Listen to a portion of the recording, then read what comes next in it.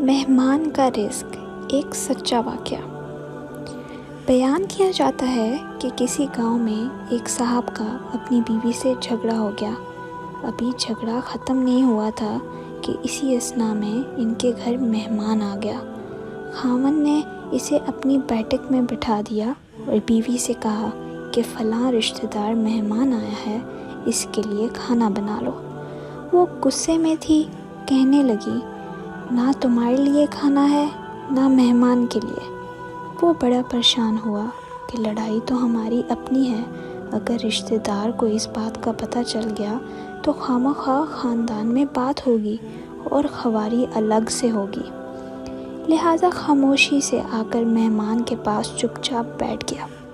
اتنے میں اسے خیال آ گیا کہ چلو بیوی اگر روٹی نہیں پکاتی تو سامنے والے ہمارے ہمسائے بہت ہی اچھے لوگ ہیں، میں انہیں ایک مہمان کا کھانا پکانے کے لیے کہہ دیتا ہوں۔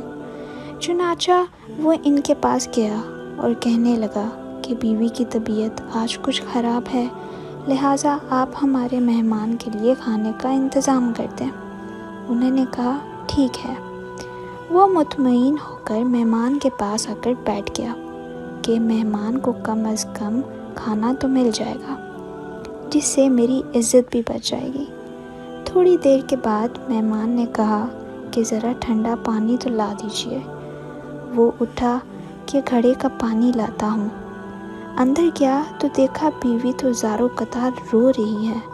وہ بڑا حیران ہوا اور کہنے لگا کیا بات ہے؟ اس نے پہلے سے بھی زیادہ رونا شروع کر دیا۔ کہنے لگی بس مجھے معاف کر دیں۔ اس کے خاوند نے کہا کہ بتاؤ تو صحیح، آخر تمہارے رونے کی وجہ کیا ہے؟ تم ایسے کیوں رو رہی ہو؟ بیوی نے کہا کہ پہلے مجھے معاف کر دیں، پھر میں آپ کو اپنی بات سناؤں گی۔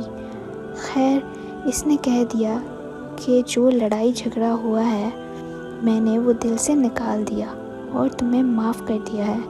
پھر وہ کہنے لگی کہ جب آپ نے آ کر مہمان کے بارے میں بتایا اور میں نے کہہ دیا کہ نہ تمہارے لیے کچھ پکاؤں گی نہ ہی تمہارے مہمان کے لیے کچھ پکاؤں گی، تو آپ چلے گئے، مگر میں نے دل میں سوچا کہ لڑائی تو میری اور آپ کی ہے اور یہ مہمان رشتہ دار ہے، ہمیں اس کے سامنے اپنے جھگڑے کی پول نہیں کھولنی چاہیے۔ چنانچہ میں اٹھی کہ کھانا بناتی ہوں۔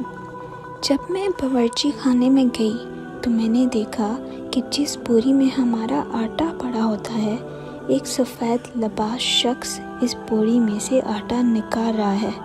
میں یہ منظر دیکھ کر سہم سی گئی۔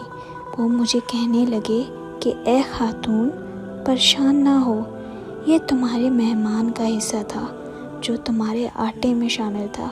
اب چونکہ یہ ہمسائے کے گھر میں پکنا ہے، اس لیے وہی آٹا لینے کے لیے یہاں آیا ہوں۔ اس واقعے سے ثابت ہوتا ہے کہ مہمان بعد میں آتا ہے، جبکہ اللہ تعالیٰ اس کا رزق پہلے بھیج دیتا ہے۔ یہ واقعہ کتاب خطبات فقیر سے ماخوذ کیا گیا ہے۔